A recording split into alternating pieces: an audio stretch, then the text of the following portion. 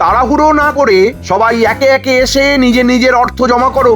আমি একেবারে তৈরি হয়েই আছি, সবার নাম আর গচ্ছিত অর্থের পরিমাণ লিখে নেব। না, মন্ত্রীর কাজ আছে বলতে হবে।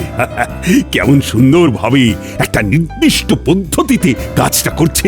এই কি হলো গোপাল, তোমার নাম আর জমা অর্থের পরিমাণ তো লেখা হয়ে গেছে, আবার কি চাই? বিশেষ কিছু না, তবে ওই জমা করা অর্থের রসিদ ওটা যে চাই। হ্যাঁ, রশিদ? তুমি কি আমার উপর ভরসা করছো না গোপাল? আমাকে সন্দেহ করছো? না না না না, এইভাবে সন্দেহ করলে আমি আমি দায়িত্ব ছেড়ে দেবো। হ্যাঁ, আহ, শান্ত হও মন্ত্রী, কাজটা তোমাকেই করতে হবে। তাই তুমি যেমন ভালো বুঝবে ঠিক তেমন করেই করো।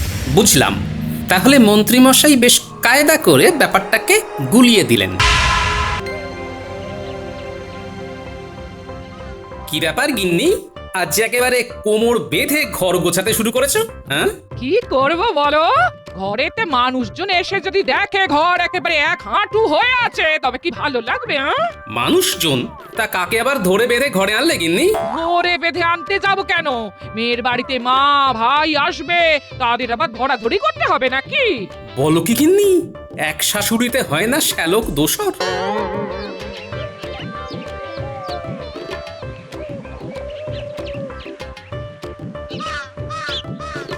ও মা গো, যা মুখে আসছে তাই বলে যাচ্ছে। এ তুমি কার হাতে আমায় তুলে দিলে গো মা? ওমা, এ কি কাণ্ড! ডাকতে না ডাকতে তুমি এসে গেছো মা। একেই বলে নারীর টান। ও প্রাণটা যেন এবারে একটু জোর হলো। আহ, মোক্ষম সময় আবির্ভাব ঘটেছে বটে দুই অবতারের। এ বলে আমায় দেখ, তো ও বলে আমায়। তুমি কি আমাকে কিছু বললে বাবা গোপাল? না না, তেমন কিছু না, বলছিলাম ওই সবই আমার কপাল। সে তুমি যাই বলো, আমি আমি আমার মেয়ের কপাল পুড়তে দেব না। ভেবেছিলাম 2 দিন থেকে চলে যাব, কিন্তু এখন তো দেখছি দিনের পর দিন আমাকে এখানে থাকতে হবে। সেটাই ভালো হবে মা, আমরা দুজন থাকলে দিদির মনে হবে যে নিজের কেউ আছে কাছে। বটে, তার মানে জাঁকিয়ে বসার মতলব। বেশ, তোমরা যদি যাও ডালে ডালে, তাহলে আমিও যাব পাতায় পাতায়। দেখা যাবে। যাই, গায়ে একটু জল ঢেলে আসি।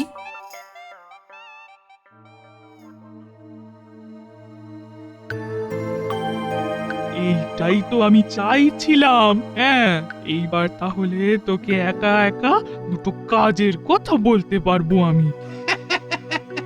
ওই ভালো করে দিদির কানে পুষ্পন্তরটা দিয়ে দাও তো দেখি, যাতে জামাই বাবু আর ওই ক্যাফু না করতে পারে। মন্তর? সে আবার কি কিসের মন্তর? না না না না, তাতে আবার ওর কোনো ক্ষতি হবে না তো। দূর বোকা, জামাইয়ের ক্ষতি কি আমি চাইবো? তবে তোকেও তো নিজের ব্যাপারটা একটু বুঝে নিতে হবে নাকি? জামাই বাবু হলো মহারাজের খাস লোক, কিন্তু থাকে মাটির বাড়িতে। ছি ছি ছি ছি ছি ছি ছি ছি।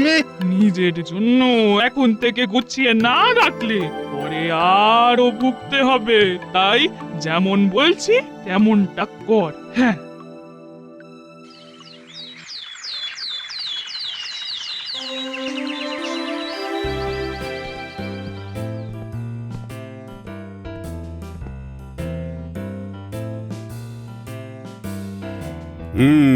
তাহলে রাজ্যে নতুন কোনো প্রকল্প গ্রহণ করা যায় কিনা সেটা ভেবে দেখার কি হলো।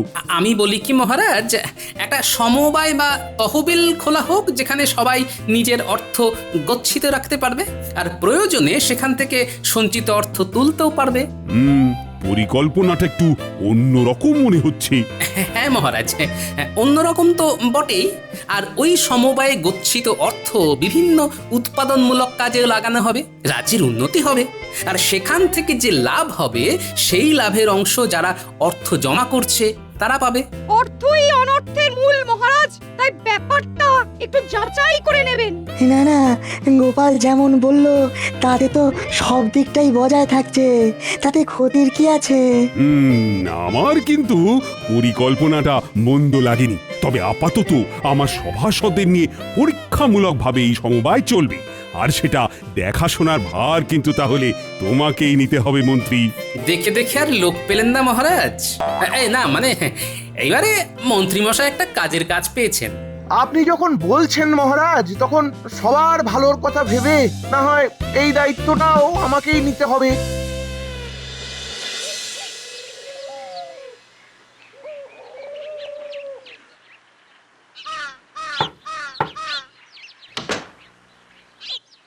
কি গো, তুমি সেই খালি হাতে ফিরে এলে? কেন গিন্নি, হাত ভরে ফেরার কথা ছিল বুঝি? ও মা, সেটাও বেমালুম ভুলে গেছো। ফর্দ করে দিলাম, তবু বাজার থেকে মালপত্র নিয়ে আসোনি। এই রে, বেমালুম ভুলে গেছি। এই নাকি তুমি মহারাজের মন্ত্রী, একটা দায়িত্ব তো ঠিক মতো পালন করতে পারো না। তাই যদি বলো তবে শোনো, দায়িত্ব নয়, দায়িত্ব নয়, একেবারে গুরু দায়িত্ব এসে পড়েছে আমার কাঁধে। কোন দায়িত্ব? কিসের কথা বলছো তুমি? রাজসভার সবার অর্থ জমা থাকবে তহবিলে, আর তার হিসাব নিকাশ করতে হবে আমাকে। আর মানুষ মাত্রই ভুল হয়, তাই তোমারও ভুল হতে পারে। এটা তো বেশ ভালো বললে গিন্নি। হ্যাঁ, এই ফাঁকে একটা বুদ্ধি এসেছে মাথায়। হ্যাঁ, একবার সব অর্থ জমা পড়ে যাক, তারপর লাভের গুড় কিভাবে খেতে হয় সেটা দেখবে। হ্যাঁ,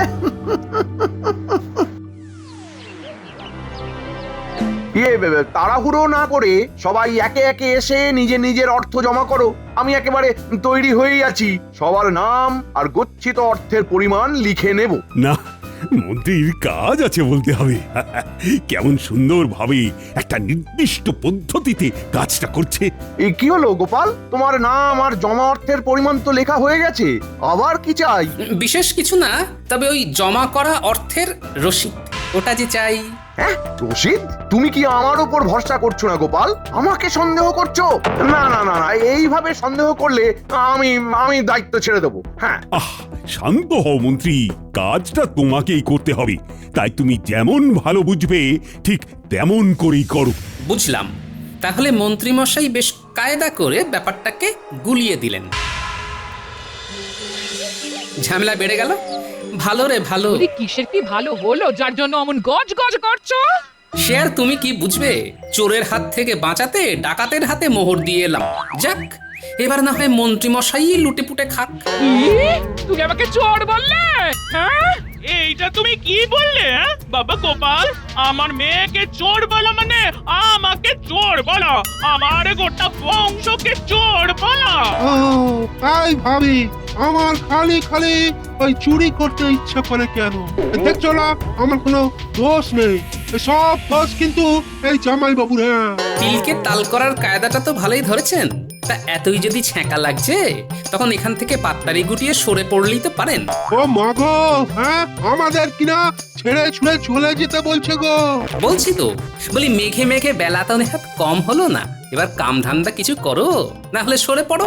কিন্তু বললেই তো হবে না, এসে যখন পড়েছি তখন সহজে যাচ্ছি না, এইটে তুমি কান খুলে শুনে রাখো। হ্যাঁ, ঠিক আছে ঠিক আছে, আমিও কিছু করে দেখাবো, তবু এখান থেকে নড়বো না। হ্যাঁ, খুব খুব বলা আমাকে, তাই না? না, এবার বোঝো ঠেলা। খাল কাটা ছিল আর কুমির এসে গেছে, খেলা তো সামলাতেই হবে গিন্নি। বলে তো দিলি কিছু করবি, তা এই করবিটা কি? কেন শুনলে না? জামাই বাবু মন্ত্রী মশাইয়ের উপর চটে আছে, তার মানে হলো গিয়ে জামাই বাবু যদি বুনোল হয় তাহলে মন্ত্রী মশাই কি বাগা তেঁতুল। আমি চললাম মন্ত্রী মশাইয়ের কাছে, ওখানে নিশ্চয়ই কিছু কাজ আছে। এত বুদ্ধি কোথায় রাখিস বাবা? হ্যাঁ, যা যা, আর দেরি করিস না, আর তুই কিচ্ছু ভাবিস না, আমরা যেমন যেমন বলছি তেমন তেমন করে যা। হ্যাঁ, এই তো এসে গেছো। আমি তো তোমাদের জন্যই অপেক্ষা করছিলাম। সেই জন্যই তো একেবারে যথা সময়ে চলে এলাম। ও, এসে যেন একেবারে উদ্ধার করে দিয়েছো মহারাজকে। এইসব কথা এখন থাক মন্ত্রী, তার চেয়ে ভেবে বলো দেখি, সভাসদদের জমানো অর্থ দিয়ে কি করা যায় এখন? সে তো আমার ভাবা হয়ে গেছে মহারাজ। ভেবে ফেলেছো? তাহলে বলো দেখি। আগে পুষ্করিণী, মানে গচ্ছিত অর্থ দিয়ে পুষ্করিণীর সংস্কার করা হোক। তারপর তাতে মাছ চাষ করা হোক মহারাজ, আর সেই মাছ বিক্রি করে লাভের অর্থ রাজকোষে জমা হবে। হ্যাঁ, পরিকল্পনাটা মন্দ নয়, তবে তাই হবে। সব পরিকল্পনাই জলে যাবে। আমি খুব তাড়াতাড়ি কাজ শুরু করে দেবো মহারাজ, আপনি কিচ্ছু ভাববেন না মহারাজ। বলছিলাম কি, এখনই এত তাড়াহুড়ো না করে আরো কিছুদিন দেখে নিলে হতো না যে প্রতি সপ্তাহে বা মাসে কি পরিমাণ অর্থ জমা পড়ছে? শোনো, মাছের তেলেই মাছ ভাজতে হবে, ওই মাছ চাষেই আয় হবে। 1 মাস পরে হিসেব দেব, তখন দেখে নেবে, কেমন? তবে তাই হবে।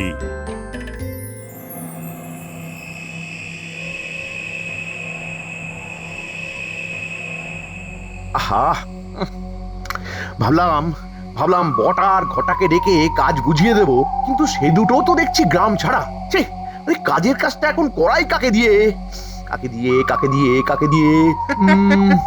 বলছিলাম কি, আপনি তো মন্ত্রী মশাই, হ্যাঁ? আচ্ছা, যদি ভরসা রাখেন তবে এই অধমকে এই কাজের দায়িত্বটা দিতে পারেন। হ্যাঁ, তুমি আবার কি? সম্পর্কে আমি গোপাল ভাঁড়ের শ্যালক, তবে ধরে নিন আমি আপনারই লোক। বটে, তবে তুমি ধরতে বললেই আমাকে ধরে নিতে হবে? হ্যাঁ, আরে বাবা, কথাতেই তো আছে শত্রু শত্রু বন্ধু সমান। বাকিটা আপনি যেমন ভালো বুঝবেন আর কি। বাবা, খোঁজ খবর তো ভালোই নেওয়া হয়েছে দেখছি। আর এদিকে জামাই বাবুর সাথেও তেমন বনি বনা নেই না? হ্যাঁ, আমার তো এমন লোকই চাই, এমন লোকই। দেখুন তাহলে একবার আমায় বাজিয়ে দেখবেন কি না। শোনো বাপু, মহারাজের পুষ্করিণী সংস্কার করে সেখানে মাছ চাষ করতে হবে, আর তার জন্য অগ্রিম অর্থ দেব তোমায়। তবে এখানেই শেষ নয়, চুপি চুপি আরো কিছু কথা শুনে নাও, কিভাবে কি করতে হবে। এসো।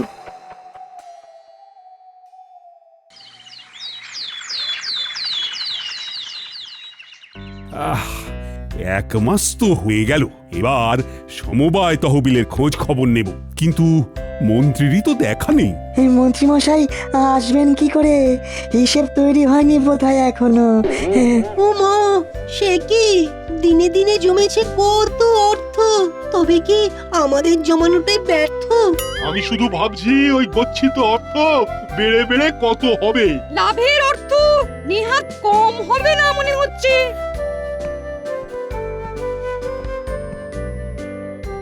এই যে আজ আসতে একটু দেরি হয়ে গেল মহারাজ। সে তো দেখতেই পাচ্ছি, কিন্তু কারণটা কি? আগে মহারাজ, পরের অর্থ গচ্ছিত আছে কিনা আমার কাছে, তাই চিন্তায় রাতের ঘুম উড়ে গেছে, আর তাই শরীরে জুত নেই। সে না হয় হলো মন্ত্রী মশাই, তবে গচ্ছিত অর্থ কিভাবে ব্যবহার করেছেন তার তো হিসেব নেই। সেই হিসেবের জন্য তোমারও কি রাতে ঘুম নেই গোপাল? আহা, আরে হিসেবটা দিয়ে দিলেই তো মিটে যায়। আমি তো তৈরি হয়েই এসেছি মহারাজ। এখান থেকে মাইল খানেক দূরে ওই উত্তর পূর্ব কোণে আপনার যে পুষ্করিণী আছে, সেখানেই মাছ চাষ করিয়েছিলাম, আর তার দেখাশোনার জন্য যাকে রেখেছিলাম তাকেই ডেকে পাঠিয়েছি। তার মুখেই না হয় শুনবেন মহারাজ। প্রণাম মহারাজ, প্রণাম।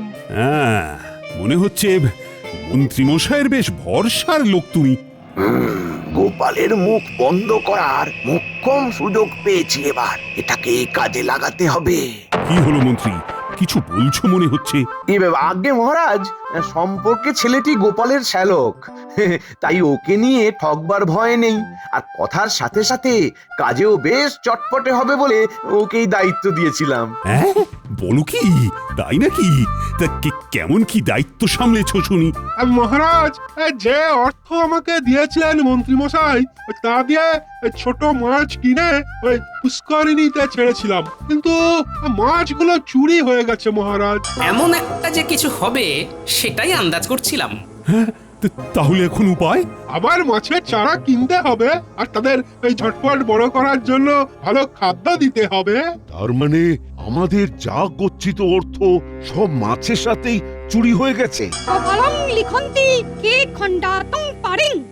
তাহলে মহারাজ, বাকি যতটুকু অর্থ আছে তাই দিয়েই না হয় আরো একবার চেষ্টা করে দেখা যাক, যদি লাভের মুখ দেখা যায় এবার। তাছাড়ার উপায় কি? আর গোপালের শ্যালক বলছে যখন, তখন তাকেই বাকি করে অবিশ্বাস করি। বুঝতে পারছি, এটা মন্ত্রী মশাইয়েরই ফন্দি। আর ওই হরিদাস পাল তাল বুঝে আমাকে নাকাল করার মতলব করছে, তাই জাল আমাকেই গোটাতে হবে।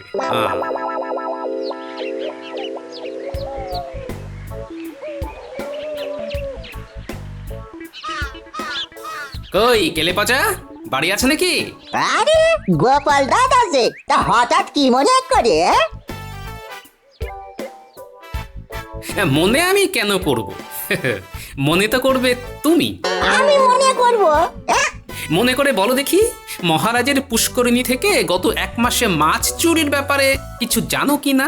এরকম কোন চুরি গত 1 মাসে ঘটেছি বলে তো শুনিনি গোপাল দাদা। তবে আবার কি? তবে মাছ চুরির ব্যাপারে যদি কিছু জানতেই হয় তবে একবার আড়াতে যেতে হবে। জানলে ওখানকার মেসো দাদারাই সব জানবে গো গোপাল দাদা। হ্যাঁ, তাহলে তুমি ওই মেছো দাদার কাছে গিয়েই চুরির কথাটা জেনে এসো। সবটা জানতে পারলে তারপর না হয় বাকিটা ঠিক করা যাবে।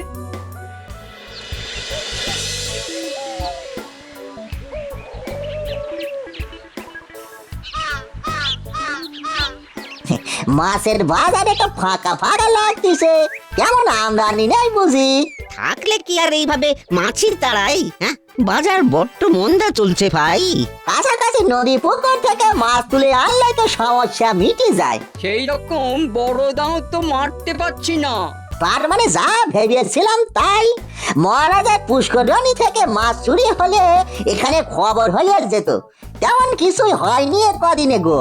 আর হয়নি মানে যে হবেও না, সে কথা তোমাকে কে বললো ভাই? ও মা, মেসো দাদার যে, আমি তো তোমার এই খুঁজতেছিলাম। বলে পুকুর ভর্তি মাছ ধরার কোনো বরাদ পেয়েছ নাকি? তোমার কথাবার্তা শুনে তো তেমনই মনে হলো। তাহলে শোনো, আজ রাতেই যাচ্ছে পুকুর ফাঁকা করতে। কথাবার্তা একেবারে পাকা করে গেছে একজন এসে। ব্যাস ব্যাস, ভারীও বেশের যে এটুকু বলিস তাতেই কাজ হয়ে যাবে। কি হে, ওদিকের কি খবর? সব ব্যবস্থা পাকা তো? সে আপনি কিচ্ছুটি ভাববেন না মন্ত্রী মশাই, কিচ্ছুটি ভাববেন না। আগের বার তো মাছ চুরি হয়নি, সেটা তো মিথ্যে গল্প ফেঁদেছিলাম। চুরি তো হবে এইবার। সে তো জানি, সবটাই মোহর সরানোর তাল। কিন্তু এবার যে সত্যি সত্যি চুরি হবে, সেই মাছ যাবে কোথায়? কেন আড়তে? সেখানে তো কথা বলা হয়ে গেছে। আমার নাম জড়ায়নি তো কোনোভাবে? আরে খেয়ে পেয়েছেন মন্ত্রী মশাই? হ্যাঁ, আমি এরকম কাঁচা কাজ করব? হ্যাঁ, আপনি ভাবলেন কি করে? তবে সব দিক দেখে শুনে কাজটা গুটিয়ে ফেলো। আজ রাতেই পুকুর একেবারে ফাঁকা হয়ে যাবে। হ্যাঁ,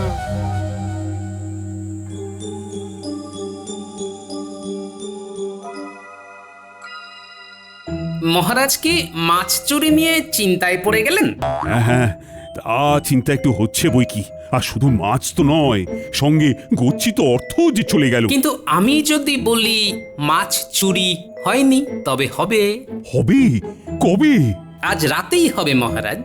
আমার কাছে পাকা খবর আছে। কিন্তু এমন কাণ্ড ঘটাবে কে? সেটাই তো হাতে নাতে ধরবো আজ।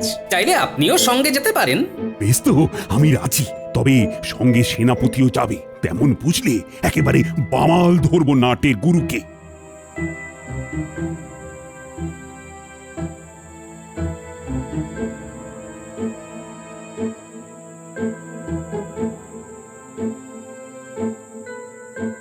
শোনো, রাতের মধ্যেই যা গোটানোর গুটিয়ে ফেলতে হবে। হ্যাঁ, সে আমরা ঠিক গুটিয়ে নেব।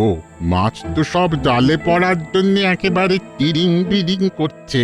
কাজ ঠিক করে না হলে যে মন্ত্রী মশাইয়ের মুখ পুড়বে। এই যে দেখুন মহারাজ, যার উপরে ভরসা করেছিলেন সেই দাঁড়িয়ে থেকে ভরসা করার মতলব করেছে। তাই তো দেখছি। শুধু দেখলে হবে না, দেখাও দিতে হবে। আসুন আমরা বরং গরুর গাড়ির কাছে গিয়েই অপেক্ষা করি। হ্যাঁ হ্যাঁ, তারপর খপ করে ধরি। আমাকে ছেড়ে দিন মহারাজ। আমি আমি সত্যি সত্যি কিচ্ছুটি জানি না, সত্যি বলছি। সে বললে তো শুনবো না। আমি যে নিজের চোখে সব দেখেছি। এবার কোথায় পালাবে চাঁদ? তোমার ফাঁদ পাতা ভুবনে যে তুমিই ধরা পড়ে গেছো। এবার ঘটিও যাবে আর বাটিও যাবে। হতচ্ছাড়াটা আমার নাম না বললেই রক্ষে, নাহলে যে কেলেঙ্কারি হয়ে যাবে। ও, তার মানে তুমি তহবিল তছরূপের মূল পান্ডা।